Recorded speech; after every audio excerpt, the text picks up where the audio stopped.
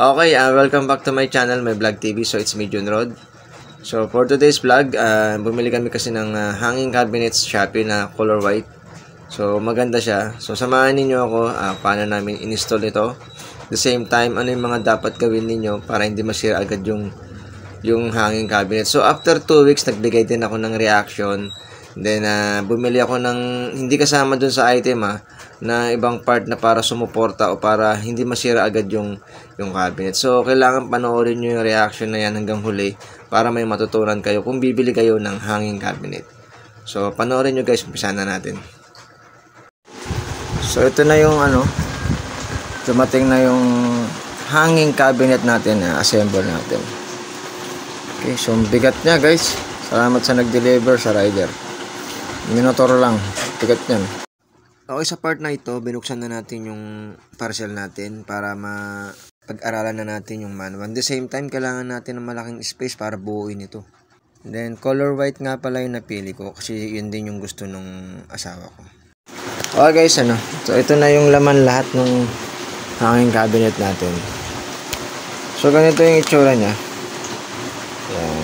Yan. Okay.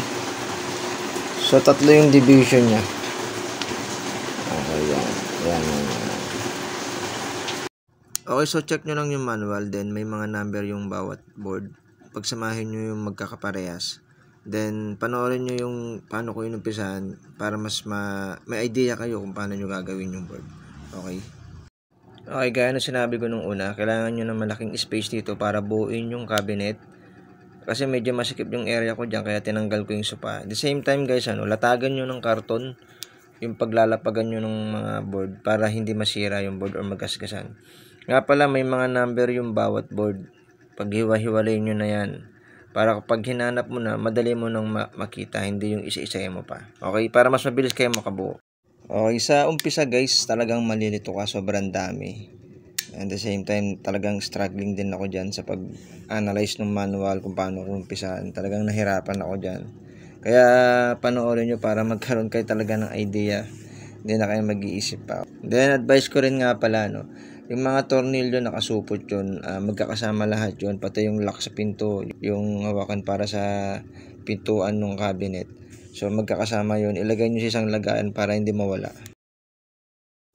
Ang inuna pala natin guys, yung division. The same time, pag tinapat mo naman yan, may mga butas na yan na paglalagyan ng tornilyo, kaya hindi na kayo mahihirapan. Lahat naman yan may guide na.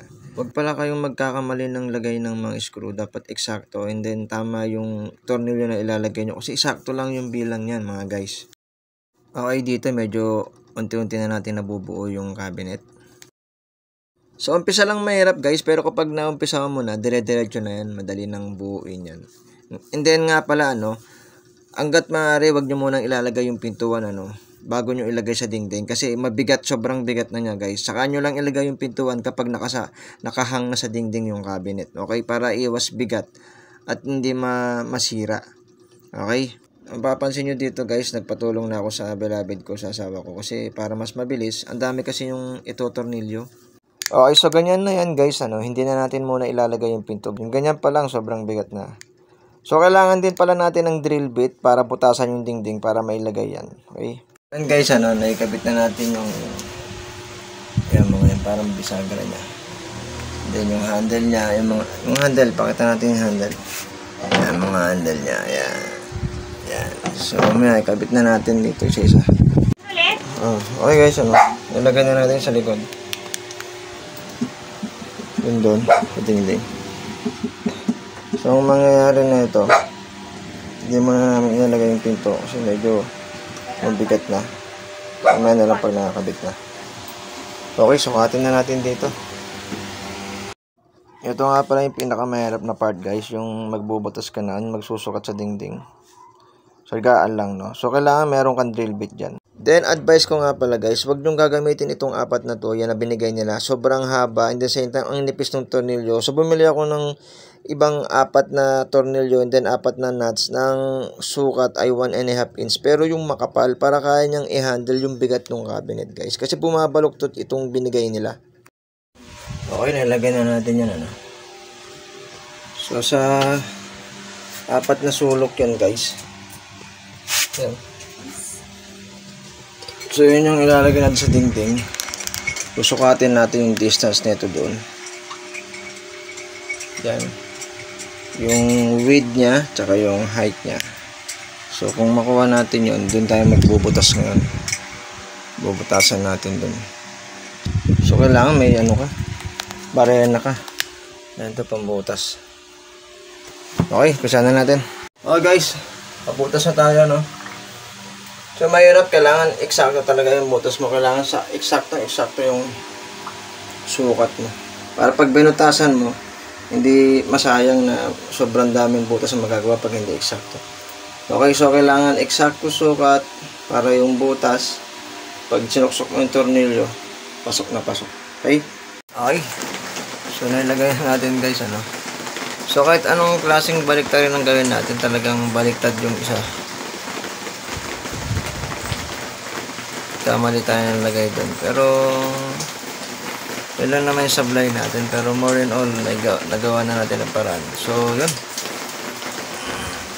Kailangan mo talaga maglalang ng time at pasensya sa pagka-assemble.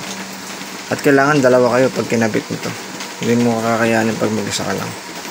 Papakita ko yun. Loob.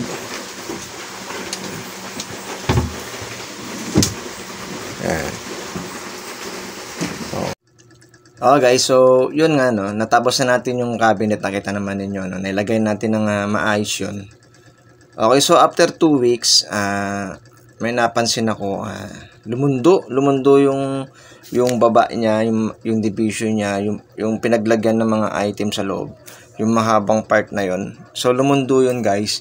So nilagyan natin ng suporta na L na bakal na binili natin ulit. So yun, bumalik naman sa dati. So tignan natin, tignan natin.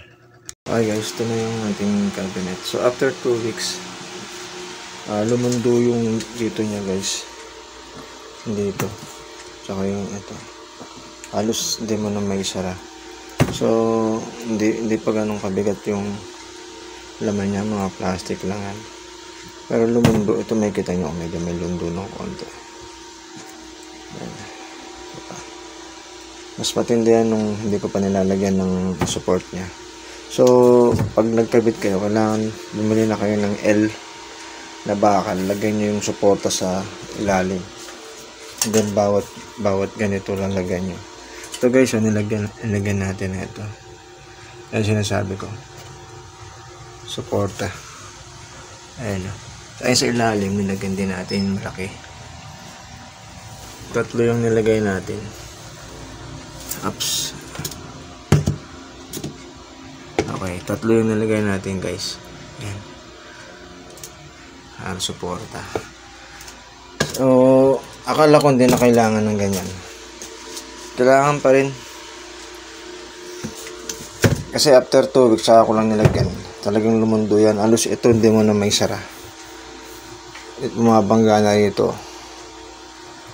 Dito. Alos hindi mo na may sara. Pa magkapatong na. Kasi lumundo na eh. Nag-shrimp na yun dito sa taas niya. Parang gumano na. So kailangan lagyan mo talaga ng support guys. So yun guys, hanggang dito na lang. Sana nakatulong sa inyo para may guide kayo. Kung may mga question kayo, huwag kayong mayong magtanong sa comment section. Sasagutin ko yan. Salamat sa panonood ninyo. Keep on supporting. Bye bye.